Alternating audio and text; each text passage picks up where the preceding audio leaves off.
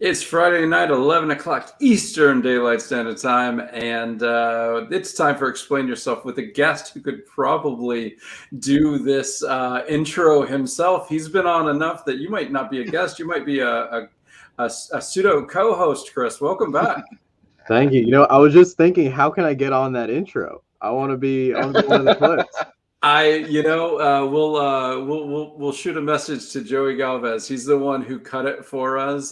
He surprised us with it, and since he was nice enough to do it without us asking, we have never asked him to make any changes. We're just happy with what we got. So we'll get to Joey and see what we can do about that. Welcome back. You are the creator in the spotlight this week. We didn't have anybody else who was going live that needed to talk. And we're like, well, let's have Chris on and just do a more laid back. Let's, as I was saying before the show, let's get into your hero origin story. Before we do that, my other hero, Will, how has your week been? Very busy and fast, I guess. I guess it's better than being bored. So, it seemed to zip on by. Yeah, I set up the show today. I normally do it on Tuesday, and I did apologize to Chris for that because in my head today is Tuesday, so I am on the same mental spot that you are, and I'm not sure if that's good that we're on the same brain level or extraordinarily bad. Let's find out. No, so when we got one creator on, we kind of want to sit back and kind of go more on like how did you get from toddling to and fro to comic book creator? So what was the first, not necessarily the first comic you read, but what was the first type of a creation that made you think, I love fantastical types of storytelling? It could be comics, it could be sci-fi, fantasy.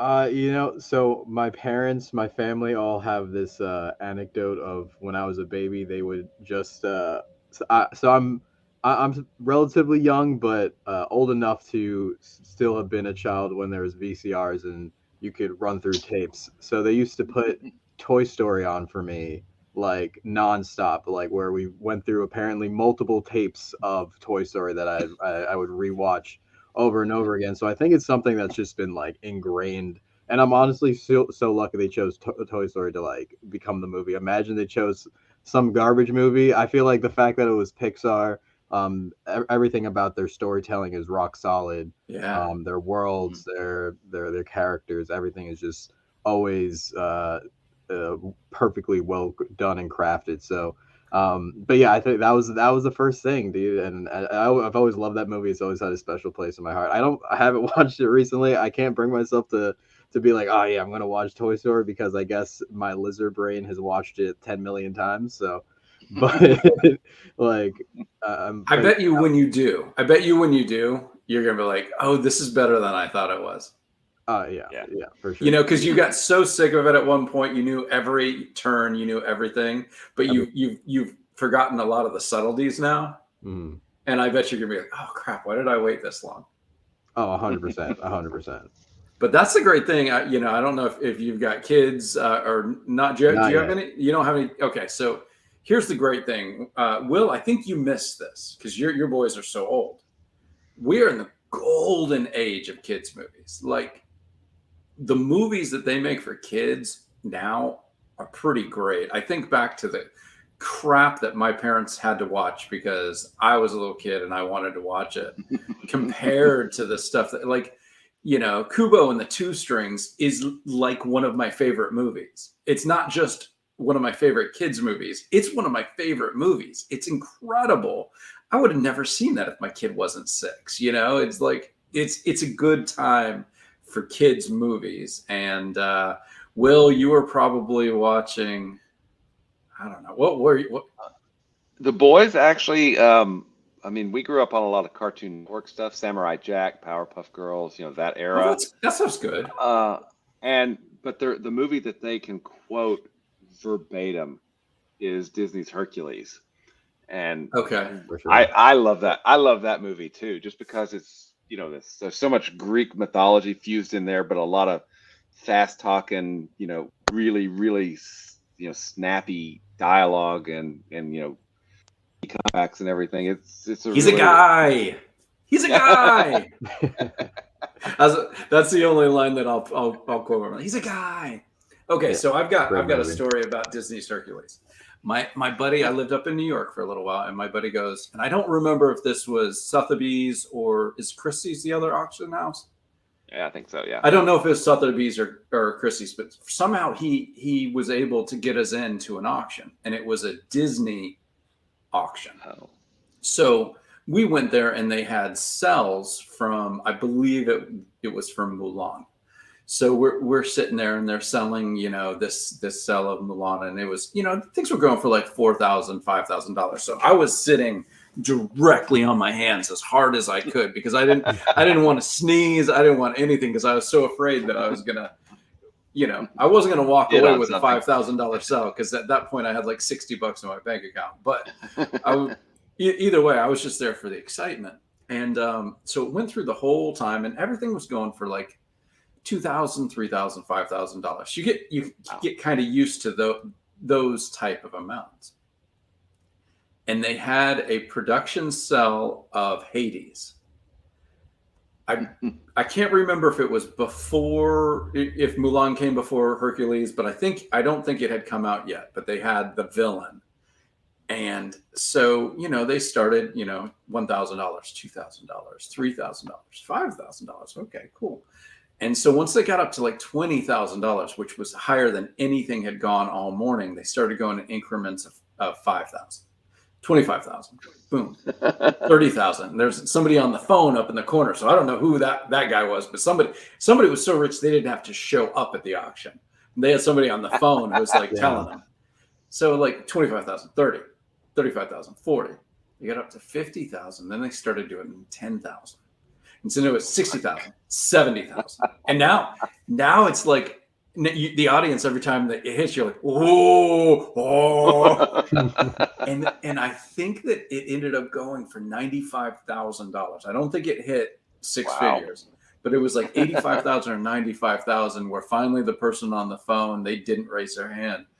It was so exciting to watch these two rich MFers go at each other for a cell of Hades. And but I was still so afraid that I was gonna like scratch my 105,000 for the idiot in the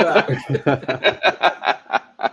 So all right, that's the one and only auction I've been at, and I was smart enough not to accidentally bid on anything. But there was one moment where I was like, maybe I should just be the first bidder for like $300 because I know somebody else is going to overbid me. But then what if they didn't? Exactly. Right. But even $300 was a risk, Right. But you've been able to say you have a great story, like just like an extra little kicker on the story, But no, I feel going in jail for fraudulently bidding on a Disney in New York. Yeah. So, Toy Story is great. So, at what point did you go from I love these type of stories to I kind of maybe I can make these stories? Okay, that. I think somebody posted something like that on Twitter recently, and they were talking about their origin stories. I think the thing that made me go like, yeah, I can like really like do this was watching. Okay, I think it was an Alan Moore clip, and he was saying like you need like having the things that inspire you are great, but sometimes you need those things that are like horrible that make you realize that like you can do that too. And I think it was like Ad Astra or something. It was like that sci-fi movie with it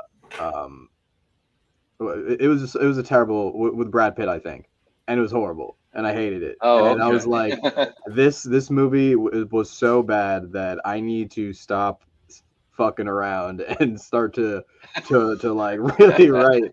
And yeah, I just like started writing a little bit more. You're like Hollywood needs me. Yes, literally. I still feel that way. Brad needs me. Brad needs me. Even when they all do. And to this day, I feel that way, and I'm gonna keep feeling that way. But yeah, that definitely started getting me to like really want to. I've always been wanted to write, but that was where I was like, okay, maybe I'm not as far away as I think I am, and I Yeah. just need to start like getting out there more. And it's slowly progressed into landing on, okay, let me write comics, and then because comics is just one of those. It's just the only really medium I feel like that's as accessible where anyone could get in there and like have access to like direct directly to an audience. Like if you get in with like a great product, you can start off on a really great start, right? There's no like there are gatekeepers obviously, but like really at the end of the day, like no one's if you have something great, no one's going to stop you. Yeah. Whereas in like if you have a movie script and you want that made, like it could be amazing. You got to go through a lot of people and a lot of people, a lot of pocketbooks and a lot of a lot of businessmen to get that done. Whereas with Yeah. comics, if you have some capital to invest in, and then with Kickstarter, you can find an audience and just get it done that way. So it pivoted to comics, and sequential storytelling was always something I loved. I've read a lot of manga, so once I was like, all right, let me do comics and like start putting stuff out, it was like it just has progressed from there. That's awesome. Yeah. Well, so from a comic standpoint, we've the Toy Story origin, the I can do better than that piece of crap origin for writing. You talk manga. What particular what particular stories in manga or even American comics drew you in? What hooked you in comics? So for if it comes to sequential storytelling, it was definitely growing up. It was mostly manga because it was just something I could access easily online, everywhere. I feel like that wasn't something that became super accessible from the big two until relatively more recently than than manga, right? Like I'd been on forums doing, writing on forums, doing online role play on forums, like an absolute nerd. But so yeah, it was like writing was always sort of closely linked to me reading mangas. Like I mean, a lot of the popular stuff like Naruto, Bleach, like that kind of stuff, um, and yeah, and a lot of the more mainstream comic stuff I consumed through other medium, right? Like Spider-Man cartoons, Batman cartoons, like Avengers cartoons, all the beginnings of the Marvel movies, obviously. Like so, like there was the stuff that I read, and then there was the vision of what comics could end up being. That was sort of like always around me, right? Like comics was either like something that I like I read it, and it was also like, wow, it's bigger than comics. Like comics aren't just this medium. It's like these characters have transcended that in my time. So um but yeah, there was definitely a lot of the big popular stuff was what was really like driving me to read, and like just stuff that like just the weekly grind of things, just like something to look forward to weekly. um Definitely was something I was always really into, but it is also sort of crafted how I write, because I kind of hate that, like you love it but you hate it. And like I always hated the idea of like getting like only some, like just enough of the story for you to come back for the next one. So it's also like definitely had influence on like what I write. I feel like if you get an issue from Chris Moses, you're gonna get a full satisfying bite of the apple from that one issue uh, in itself, right? And Yeah. it's definitely interesting to see how that stuff from the past is like influenced the now, for Well, sure. yeah, it's a little bit of the Ad Astra is like what did I feel they could have done better when I was the person? I For kind of sure. reminds my favorite band is Aerosmith, but I remember the dudes from Metallica saying that they, they treat their fans the way they were pissed at Aerosmith like merch team treating them. Like, Mhm. like they had a problem with the merch and they were just basically told that's your goddamn problem. So then Metallica, when they made it big, was like, well, we can't be Aerosmith. And I love Aerosmith. Those idiots can do anything they want. They can steal all my money. I don't care. But seeing what left you wanting more and now giving it to your audiences, I think it's a smart way to go. You should always be learning from what people do right and fixing what you felt like they weren't doing right. Absolutely. So Absolutely. I noticed, and I'm going to ask, as if you could put up your newest Kickstarter link. This one sure. is I was on it, and then I summoned a demon, and she's kind of my type, which is one of the better titles I've seen on Kickstarter in a very long time. You told us about it last time, and I was like, heck yeah, I'm part of that. I appreciate that. But the art feels like extremely strong, like the matte graining thing of when you're doing a cartoon, you want each character to have a very specific profile. And I noticed that your artist, it has such a strong sense of each character being their own cartoon. It's not cartoony. It's not too cartoony, but I feel like that's something to it. Did that come from the manga background, or did you just find it with the artist when you brought the concept to them? So the artist F Killer, he's amazing. He's awesome. I had worked with him on a variant cover for the Saturn Effect Alpha 5, and I developed this idea, and I was like looking for an artist, and I picked him. I had him do a couple designs, and he was definitely on the right direction from the beginning. But when we were designing these characters and continuing to develop them, it was very much at the forefront of our minds that you wanted to boil down these designs so that you could just understand who they were from a really, really rough sketch, right? And I think if you can understand and recognize a character from that, then you have a strong design. So it was really boiling like each character to their essential sort of piece in their design, right? Our main character Hajime, right, he has this sort of like this hair right here. It kind of looks like a leaf, right? And that's how we know every time when he's doing a sketch that's that character. And it's everything sort of just like is building from these small iconic aspects of them that makes them very distinct from This each is probably the least important question of all, but it's the one I have. Do we ever see the other eye, or is it such a strong concept that hair is always there? The hair has been there. The hair has been there, but you might get a glimpse. You might get a glimpse. It's not like it doesn't exist. Right. But yeah, it's like small things like that make characters stand out. The character Suki, the demon, she has the bang in front of her eye, and it's very like makes it very iconic of who she is and like makes her stand out. So yeah, it was definitely something we were keeping in mind, but it's also part of just how awesome F Killer's style is. Character design is definitely really at the top of his skill set. For sure. I just love the different line weights, and I noticed that when I was going through the page this morning. So I've kind of got a question for you. This is, for me, I mean, it impresses me that you've done a lot of what I would consider. You're looking at the page.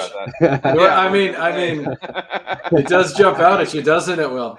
It does. This is a great cover. It is. You've done a lot of what I would consider, like hard science fiction or science fiction, and so this is a stretch. Is this, how did you feel? I mean, because these, once you kind of get in a groove, you're like, hey, I'm in a sci-fi groove. It's what I'm known for. I can do it. I'm doing it well, and I'm confident. But this is kind of a 180 away from sci-fi, and you're stretching some creative muscles here. How, and obviously it's succeeding very well. So first off, congratulations on that. Thank you. But Appreciate it. How does that feel? moving almost like 180 from where you kind of your comfort zone was into doing this. So I think that's like I have a two-part answer. So I'd say one, I feel like this is all stuff I've been into. Obviously, the not safe for work stuff we're optimizing for Kickstarter, but that's more of that cartoony sort of aspect of storytelling. Like I feel like I grew up in the the golden age of cartoons, like everything I was on Cartoon Network, everything on Nickelodeon, even the Disney Channel was spitting. And there's just a lot of great cartoons that I enjoyed, and then some that I enjoyed later as an adult, going back, things that I may have missed, like Steven Universe and things like that.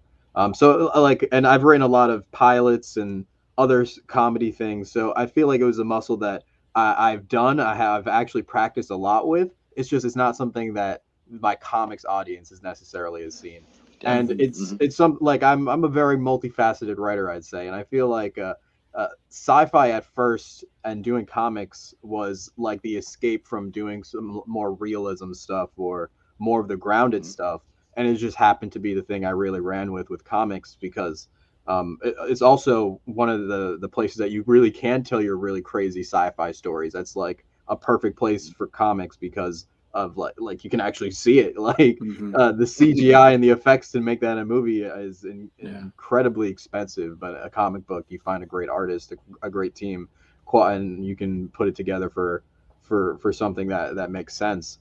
It costs the same to have two guys punch each other as to have one guy blow up a planet. Exactly. It's it's 2 pages, Exactly. So it made it a lot more, it just made sense for me to keep doing that. But I'm a multifaceted writer, so I've wanted to tell some stuff like this, and my cartoon pilot isn't coming out anytime soon, so well, because of the writer's strike. I know that you can't tell us anything about it because of that. Yeah. I know that's what. Of course. But as soon as you ink the WG inks it, you come back on and you tell us about it. Of course. Yeah. But I also felt like so I wanted to do storytelling, and I think this is like the perfect way to sort of do that, and then make it in a way that you couldn't do anywhere else. Like you couldn't find this comic anywhere else other than Kickstarter. So yeah, I wanted to flex the muscles for sure, but also I'm a publisher too. Red Sea Comics is at right now it's all my stuff, but and so since it's all me, I have to expand and try and grab new audiences and grab new people to come and read my stuff, right? And that's just for anyone that wants to do work on Kickstarter and make Kickstarter like a thing that can perpetually move. You need to have multiple audiences that are gravitating towards different IPs, right? So you can't just stay and do one. If you have a sci-fi title, like you can have a different sci-fi title with a sort of different audience, but it's not going to give you a completely new or a lot more people than say like a total 180 or something that's further away from it. So like Soma City, I would consider a noir. That was the last campaign I did. But just the premise is almost sci-fi-esque, and so it made it just seem like a lot like stuff that I've done previously. So doing something different allows for me to hit new eyes and expand the reach of Red Sea Comics, and I hope to continue to do that, and find new places to expand, and whatever I think could be a good place for me to hop in and tell an awesome story, and hopefully make some money too. So it's never a bad thing. One follow-up question for you. Sure. Have there been any knockdown drag out fights between publisher Chris and writer Chris? Honestly, I feel like you might be surprised, but they're the same animal. They're the same beast. We want the same thing. So I feel like I have a good thought process, and when it comes to writing and compartmentalizing where things needs to be. I think a project just needs to do what it needs to do, right? Not everything it just needs to hit the objective, right? It needs to deliver on what you're promising with whatever product you're putting out there. And not everything needs to be like, this is going to be the next great American novel, this is going to be the next great whatever. Like the goal is to do your best on whatever that is, right? Like if my goal is to put out a sexy supernatural comic, right? Like my goal wasn't to make I Summon the Demon the absolute best comic book ever. It was for me to do the best I could making this specific comic book. So like they're on the same wavelength, right? Like they both want the same things. And at the end of the day, like publisher Chris is going to make it so that writer Chris can publish whatever he wants. Right. So Nice. so if you come up with something that isn't very marketable, like this one is obviously highly marketable. Like just the title, before I knew it was not safe for work, I was just like, yeah. Then, you know, when I see the image, it's not safe for work, which is a great thing on Kickstarter, and it's well worth doing if you have a book that actually fits it. I don't think you should just throw a TNA cover on a book that's you know, not adult inside it all. I think that's a waste. But I think if you're doing kind of a titillating story inside, then I think you should take advantage of how the platform works as you are. But yeah, I think that it is a very, very marketable book. So, but if writer Chris comes up with something that is anti-marketable, would publisher Chris let him write it? And not, well, I bet publisher Chris would definitely let him write it. Would publisher Chris let him hire an artist to draw it? That's a great question. And, you know, there's plenty of things in the Red Sea Vault right now. I've honestly been on a tear. I'm not going to lie. So there's a lot of good, cool stuff coming out.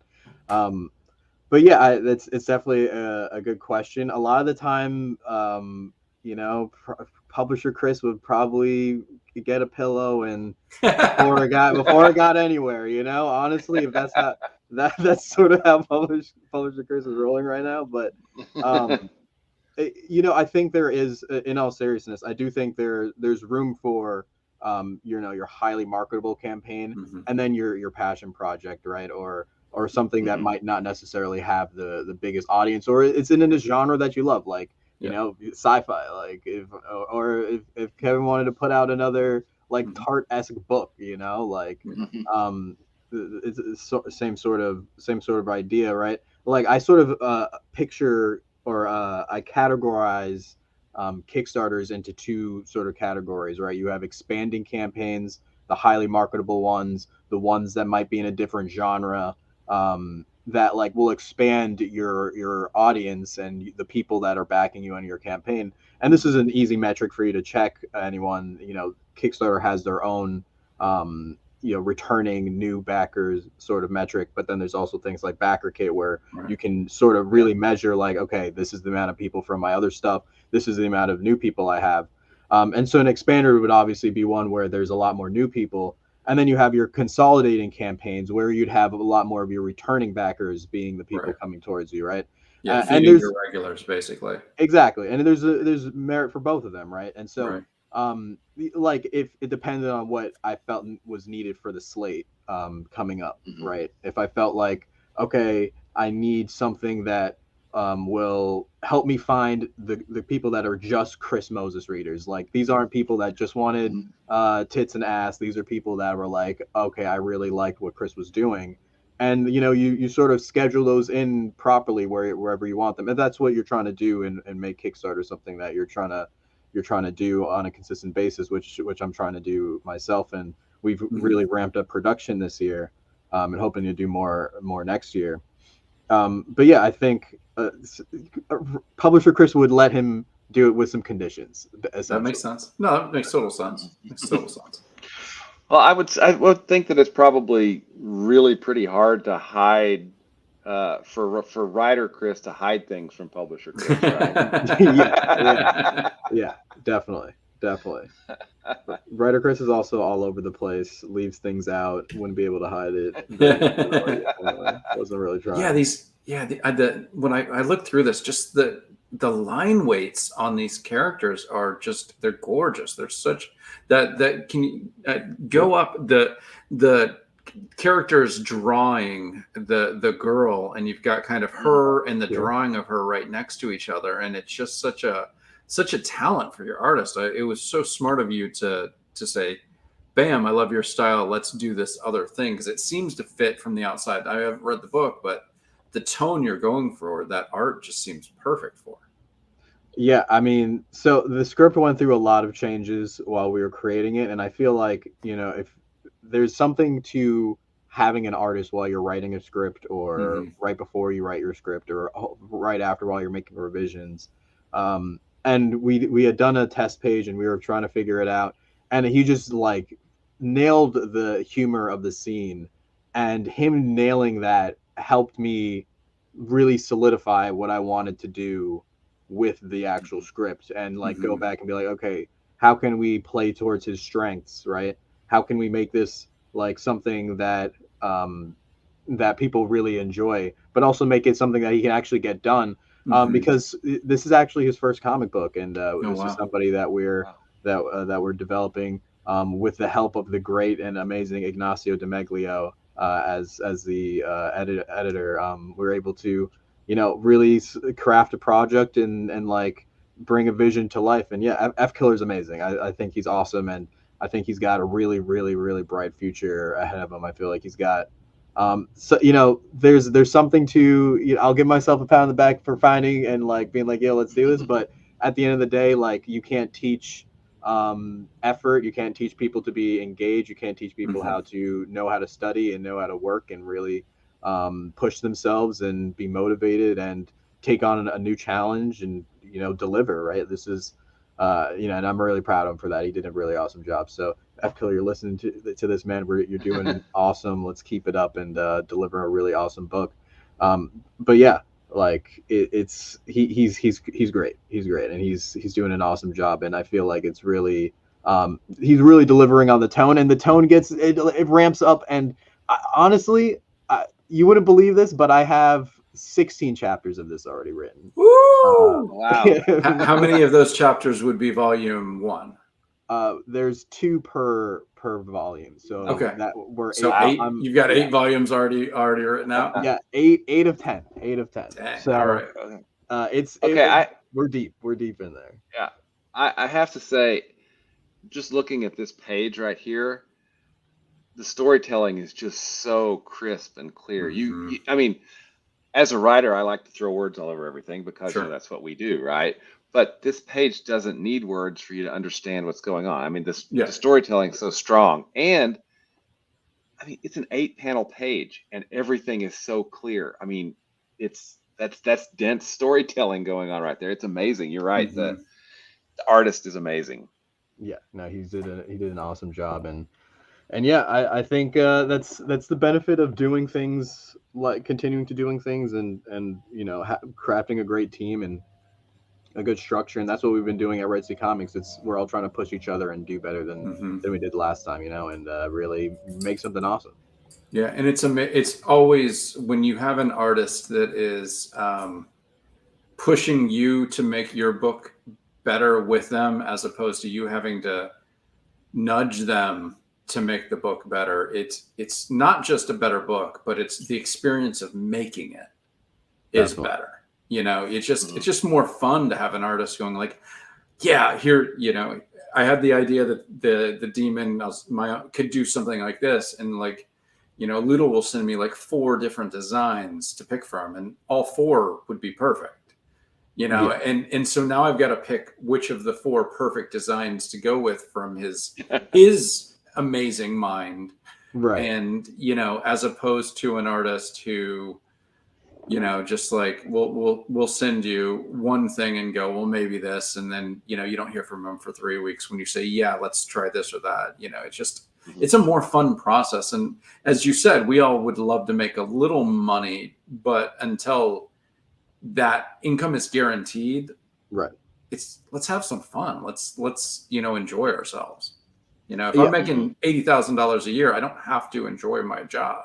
But if I'm in the whole 8,000, I want to be having a blast. Absolutely. And I think it's a must on Kickstarter. Like, I feel like you want to be having fun, making something with style and some taste and some spice and some seasoning, you know, like something like people that make it something that people want because you want it, and really just optimize for the platform. And that doesn't mean putting titties on it. It could definitely mean that. Right. But doesn't have to be, right? Not necessarily. Make something that you couldn't go anywhere but Kickstarter to make it. I think if you start there, then you're going to have a great leg up over anyone else that is just like throwing things together and trying to see what happens, right? If you're like, okay, I want to make a comic book, and I want to make a comic book that will only work if people on Kickstarter come and back it, and then it's like, all right, how do I achieve that goal, right? And then your idea can formulate from there.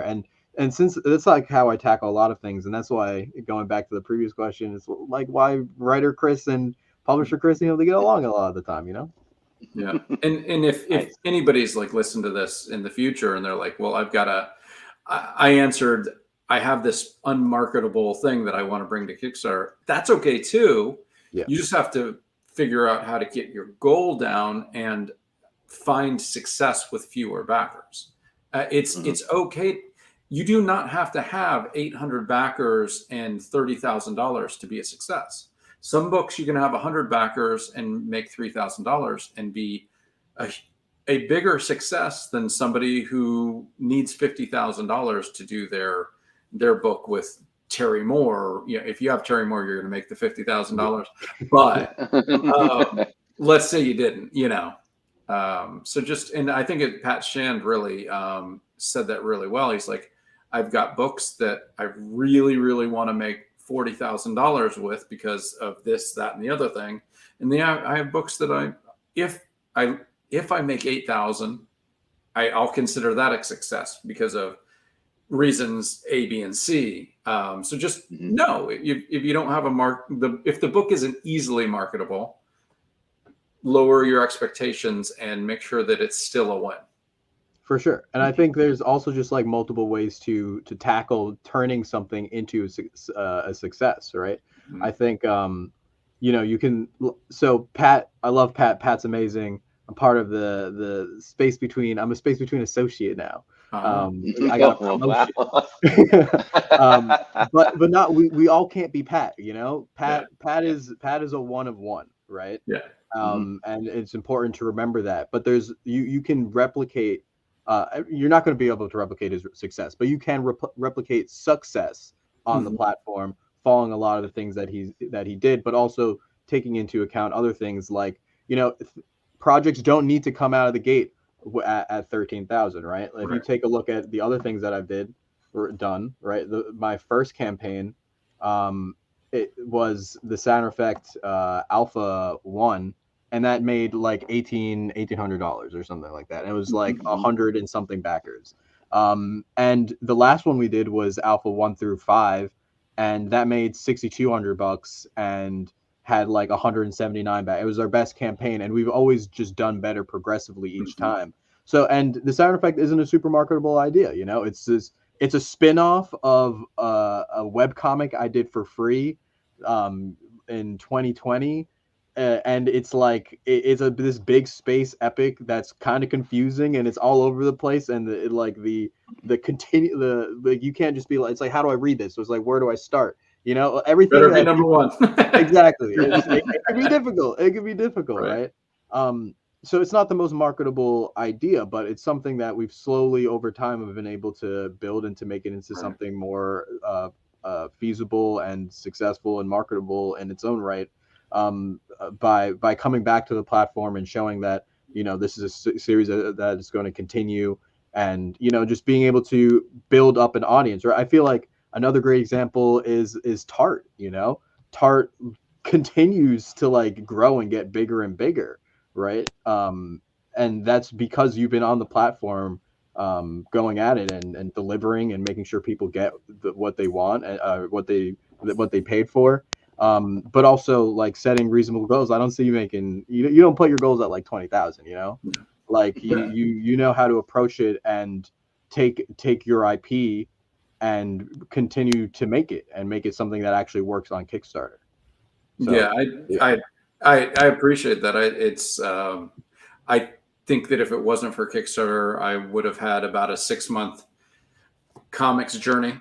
And maybe a year, and I, would have been probably, wow, what a waste of my time. And Kickstarter allowed this book, and I'm going to say, for almost every reason besides me, we have an artist with an amazing style, and we have a sexy redhead that's on the cover.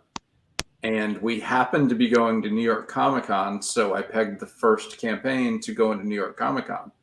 All three things that I learned after the fact were all positives.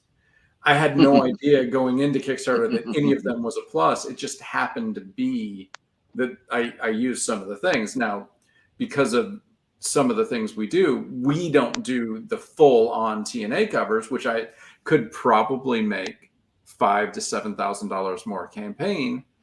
I'd have to spend $3,000 to $5,000 more to get the art. So there's something to do with that. But it's really all about trying to continue to make the book we want that fits my book. And the next book I make, hey, maybe it might be something that's more adult, and I might be calling you up and asking you how you do all these covers. I mean, you could definitely ask. You also have the man himself, Mr. Six Figs, so I'm sure he'll come on and give some great advice. Anything that I'd say probably would just come straight from that man anyway. So when Charlie Stickney or Pat Shan talk, we all listen, and if you don't listen, get out of the game, because what are you doing? Not making money on the platform. Yeah. You mentioned about building your audience, and that's something that about Kickstarter that just it amazes me, because we've been trained by the direct market that the first issue is going to be gangbusters. You're going to lose half your readers by the second issue. You're going to lose 20% more by the third, and it's just going to be a downward trend. But on Kickstarter, you start out and you build. So you have number 2 is more, number 3 is more, number 4 is more, and you just keep building processes. And it's such an amazing way to build an audience, right? Because you're like Chris, and you deliver quickly and really good and protected. So Chris is the guy whose book came in a monsoon to my house, got completely flooded, and my book came out perfectly fine. So if you're delivering and you're taking care of the books, that continues in your build. So that's something, if somebody's watching, to learn from Chris, is deliver your books, keep your promises, deliver as on time as you possibly can, which I think everything I've backed from you so far has been early, if not on time. But also just the care you take with the product, because when I opened that book, I could tell you cared about your book as much as I should care about your book. I appreciate that. We put in a lot of time into making sure those things go out and get to the people that paid a lot of money for the book, and that's important. You got to treat your backers well. Don't be greedy. Like, don't skimp out at the shipping when they're going to get their stuff. Like, I think it's important to know that Kickstarter backers are really awesome.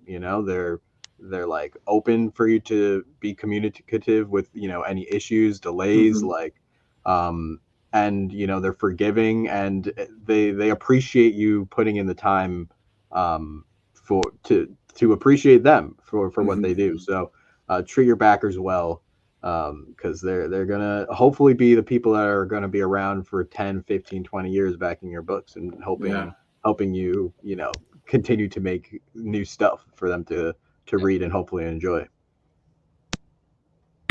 Absolutely. Sorry, my allergies are kicking in. I'm about to sneeze. No, you're good. So,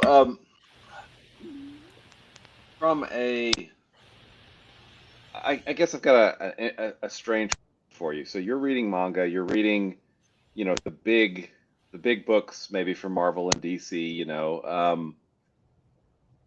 But now you're an indie comics guy, and us indie comics people are not the big guys at DC, and we're not the million sellers on manga. So was there a kind of an adjustment there in what you expected?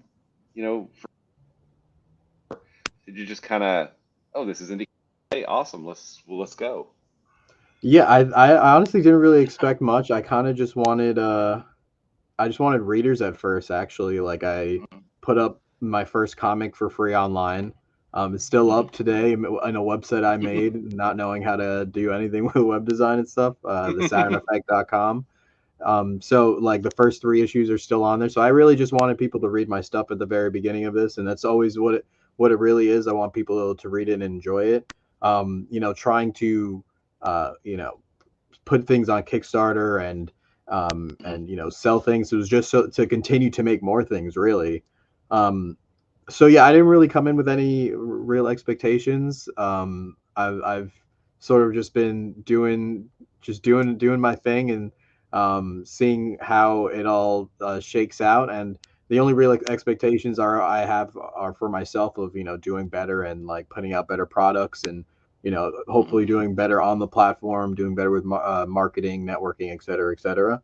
But when it comes to like what I expected the community and the indie comics to give to me or like allow, really nothing. Just the ability to hopefully find an audience and tell badass stories that people really like. Awesome, man. I mean, and it surprised me when I kind of was getting into it that just how supportive the indie comic community is. It's For sure. hey, it's not, I've got to stop you because if you win, I don't win. It's really hey, great. Chris has got another book. I want to support Chris. Let's make it happen. Or Kevin's, well, maybe not Kevin. But it's the community is.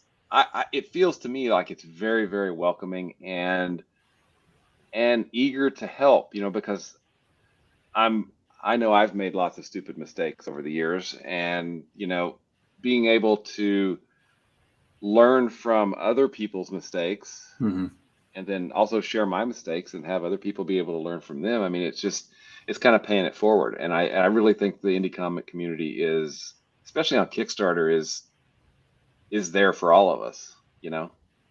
Definitely. Everybody's awesome. You guys are awesome. People like Pat and that guy Charlie Stickney, that guy. Yeah. That guy. They're all awesome. Everybody's really welcoming for the most part. So, and like we're all just trying to do this crazy thing that's make comics and hopefully not go bankrupt. Yeah, we always talk about the rising tide lifting the boats, but I also, when you talked about it, it's like when you've got a pace car, you're going 75 and the person whips by at 85 and you drive with them and all of a sudden everybody's going 85 and it doesn't feel like you're going fast. You get up to 95. Now, if you get a speeding ticket, that sucks. But when we're talking Kickstarter, we all go from making 3,000 to 6,000 to 9,000. And then you've got a guy like, Charlie or Pat who boom hits with Clarion, boom hits with, I mean, Thirsty, Cheeky. I think. Was Cheeky the first Thirsty. one that he went huge? Thirsty was the first one. You're right. He was doing perfectly fine with Destiny New York. Let's not say he wasn't doing fine, but then you're great. And I can say this with all sincerity. I can want to have the readers and have the money that they're coming in, but there's no part of me that's upset that they got it. I'm like, okay. Right. That barrier was reached. Oh, they ran the 4-minute mile. That's not impossible anymore. Yeah. I can now run the 4-minute mile. Doesn't mean I will, and my fat ass is not going to, but it's now possible to do so. And it's I think that's one of the neatest things about Kickstarter. And it's something that I learned very early is like, we are not fighting each other for readers. We are fighting to bring readers to Kickstarter for each other, and we're not going to share them all. But if we share 8 to 12 a campaign, that's huge. Definitely. Yeah, no, it's definitely great, and I mean, you got to pay it forward to all you got to pay respects to all the creators that came before and like have been putting people on this platform, like you guys. Not all the creators that came before, because when I started, there were some friggin' shysters on Kickstarter. Right. All the people who delivered their books, I'll pay respects for. Absolutely. Yeah. The ones that gave it a respectable name. Yeah, when I started, it was 50-50, man. It was rough, but now it's like 90-10. And usually the ones who aren't, there's a believable reason. You know, you don't know if somebody is always telling the truth, but usually like, yeah, okay, that makes sense, and it sucks. Yeah. And I'm not going to give names, but I got a book that I Kickstarted probably 6 years ago, just arrived at my, and you know what I thought? Effing good for them. Yeah. Yep. I had forgotten that maybe I don't know if I was mad or not, but I had forgotten that I was mad. And they still delivered 6 years later. I mean, it was probably 2017 that I backed that Kickstarter. And they delivered. And I was like, I respect the hell out of that. Absolutely. Because they did live up to their promise eventually. Their Kickstarter career is probably done. And I'm not saying that I will back them again. I'm not saying anyone else should, but they have my respect for not giving up. I agree for sure. 6 years is crazy, but you know what? At the end of the day, I think there are plenty of people that would forgive them, and they probably could do another campaign. They probably could. Mm-hmm. You know, it would not be the craziest thing. The Kickstarter audience is honestly, as I said earlier, super forgiving, right? And so that's isn't for people to go like, yo, let's not fulfill for 10 years. But it is to say that, like, you know, if you approach things and, you know, if you're afraid to jump in, right, there's like there is a little bit of leeway that if you know, something unforeseeable happens, that the world isn't over, right? As long as you work to fulfill your promises and like stay communicate about what's going on, you know, things will be okay, right? Absolutely. And I mean, we work in a thing where an artist can get in a car accident.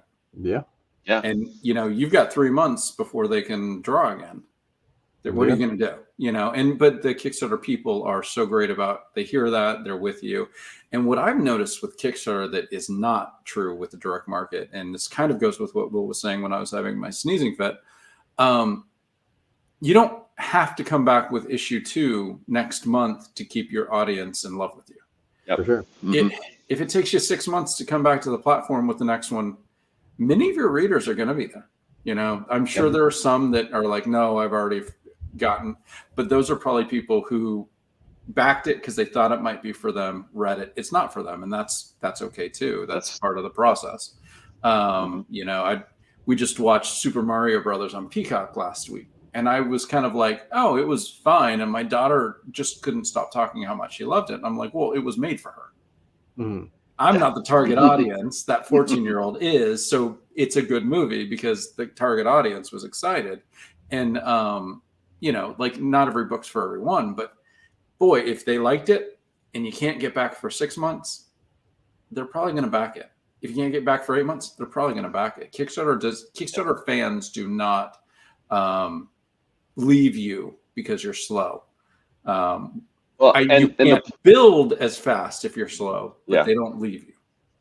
And the platform is built to keep them engaged, right? You know, between updates and between next time you launch, they're following you, you know, as a creator, they're going to get, you know, alerted. So, I mean, it really, it's such a great platform for just, you know, not just indie comics, which I believe is still the most successful category on Kickstarter. Yeah, it's like 80-something%. Wow. Yeah, it's such a great platform for just creators in general. I mean, you know, we're talking about creating comics, but you know, people do movies, people do documentaries, people do you know, novels, they do music, tabletop games. It's such a great home for creativity. I mean, it really is. Yeah, I agree. I have you know, I have other things planned for the rest of the year, and the next thing I have planned, you know, has an extra creative element to it, and thank God for Kickstarter to make it something that we can make feasible and do. Again, he can't bring that up because of the WGA strike. We understand. Yeah. We don't want you to get in trouble with the guild. Yeah. No, it's more like I all don't there. want people to be like, oh, let me wait for that. I want it's right now. It's I summon the demon. That's the only thing they need to worry about. Focus, I hear right? that. We're focusing Focus, in. Yep. But squeeze this tomato for every drop of juice. Exactly. Yeah. Need every So single drop. you said you've written eight more chapters already, or just 8 total chapters? 16 total. Yeah, So 8 16. volumes. Yeah, he's even 16 crazy. 8 volumes. Okay. Yeah. Gotcha. So when do you think you'll finish writing the final 4 chapters? And what does a publisher writer, step away please, what does publisher Chris think a schedule for this title looks like over the coming months? What's your goal to get the whole thing? I mean, the whole thing. How to get the whole thing out there? This is definitely going to be a multi-year thing. It's gonna take a while. It's not gonna be done tomorrow. It's not gonna be done in a month, and it won't be done in a year. This is a lot of pages that we got to get through. I would love to hit 3 campaigns a year for this Awesome. title. That's where we're sort of estimated for. And things can change. We could, there's a world where it's 4. There's a world where it's 2. And we try and keep things fluid and so they make sense. We don't want F Killer's he's a newcomer, so we can't we want to make sure he's having a good time making comics. We don't want any comics broke me. Right. Comics ran me into the ground. We don't want any of that. So it's going to take a little while to get there. But 3 campaigns is where I'm sort of aiming for. Writing the next 4 chapters. That's soon, probably in the next couple weeks. So you don't have to think about it, right? If you're that close, just finish it, right? Yeah, exactly. It's a 4-part finale, so it's a big ending, but it's also the end, something that we got to, that I powered through and got through pretty quickly, so it's sort of savoring it. But also publisher Chris writer Chris was like, we're going to do 10 volumes, and publisher Chris wrote on the Bible part 2 in case we make so much money that we cannot stop. So there might be more than 10 volumes coming out. There might be a part 3. There might be a part 7. There might be a million years of demon. I summoned the demon.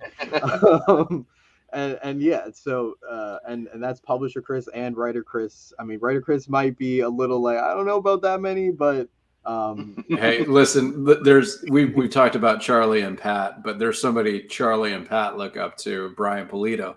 I don't see Lady Death stopping as long as Brian can breathe. I don't see them stopping printing money with Lady Death. So there's just no reason if it's working and the readers want it and you still enjoy it, why stop? Why stop? Exactly. Yeah. So can we expect, because Kevin and I are kind of hardcover guys. Can we expect an omnibus? How many pages would that omnibus be? Like 500 pages, 400 pages? When you're doing TNA books, it's called an omnibut. So the omnibut would be coming out.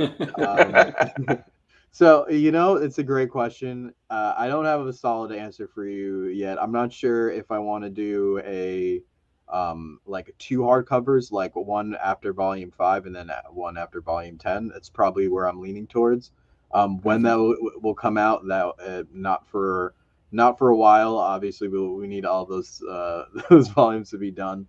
It'd probably be something that would happen in between, the first half of this and then and the second half. So, there will be one, yes, but it probably not for a little while. There will not necessarily only be one. Yeah. There will not necessarily only be one. I gotcha. All right. Yeah. There might be like, a 1 through 5, and then a 6 through 10, and then a 1 through 10. But but That works. that's just I feel like it would be for the collectors. I feel Right. like it'll just look nice to have it. But yeah, eventually there will be an omnibus where everything is collected in one spot. But yeah, that might not be for years. Oh my God, I'll be like probably like 34, 35 by the time that comes out. So an old man, huh? Yeah. Jesus Christ, man! You didn't have to Get hit us off like my that. lawn. 35. Well, I mean, I still wanted to live when I was 35. Damn. I still had dreams when I was 35. Yeah. I'm just hoping to still have hair at 35. Well, I wear a cap. Hey, listen, I might be pretty heavy and out of shape, and I might feel like death. But they're gonna bury me. They're gonna bury me with a head of hair, and it could be tomorrow. But they're gonna bury me with a head of hair. The shampoo commercial. The great thing about you choosing to do a hardcover or not do a hardcover is it's going to be exactly what you want, and that I just think that is so cool that we as creators can come back to Kickstarter for a collected edition of some of our work that we make look exactly the way we want to look with a unified trade design, because otherwise it would annoy the shit out of me on my bookshelf. And then actually, the community comes out and supports us, and we get to make that thing. That is that's so cool, Yeah, and there's a day where a truck arrives and they've got, depending on the campaign, 5 boxes or 80. And they bring it to your door, and it's there. It's such a beautiful moment when the day the books get there is like it's like Christmas. It's like Christmas. It's amazing. Yeah, no, I agree. I agree. I actually haven't had books come to my door for a while. I actually have to go pick them up, but it's still a good feeling. When they come out with the big pallet of books, and you're like, damn, I'm really doing this. Yeah. That came out of my brain, Yeah. I've done it both ways. It feels better when they arrive, but sometimes it's a difference of $180. And I'll drive over and pick them up, and I won't worry about the feeling for $180. Yeah, definitely. I'm absolutely driving. It's nice. It's nice to have a conversation with the people there. They'll be like, so what are all these comics like? It's a great feeling. Also, when you're dropping off packages at like a post office and like people are like really curious, it's like they're comic book. Well, you wink wink media mail, and then and cross fingers. Don't open them up. Nobody has been able to convince me that they're not media mail, but I know that there's people who say one or the other. But I've had 2 problems with media mail my entire time doing this, so that's well worth it.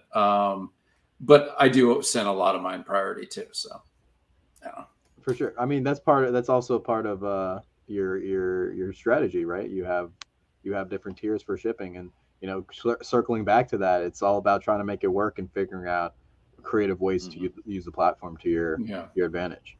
Yeah, no, absolutely.